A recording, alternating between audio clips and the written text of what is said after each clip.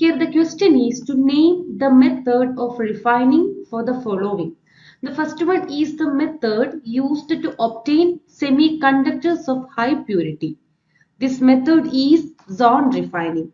This is a method used to purify the metals by creating a moving zone of molten material. The process involves passing a heating element like an electric coil over a metal sample.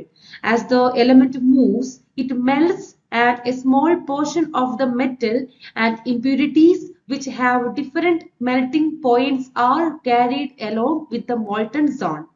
As the heating element moves, the impurities are concentrated in one end of the sample, which can then be removed, leaving behind a pure metal. The second method is used to obtain low boiling metal. The method is known as distillation. In metallurgy, distillation is used to separate the metals based on their boiling points. The metal is heated until it vaporizes and then the vapor is condensed back into the solid form. This method is useful for separating the metals with significantly different boiling points or for removing the volatile impurities from a metal. It is commonly used in the extraction of certain metals from their ores or refining of metals like zinc and mercury.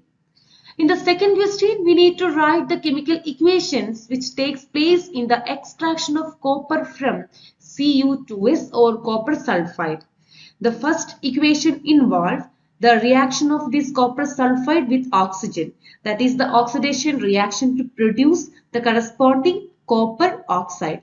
In the second step, the copper oxide again reacts with another copper sulfide to produce the pure copper metal along with the liberation of sulfur dioxide gas.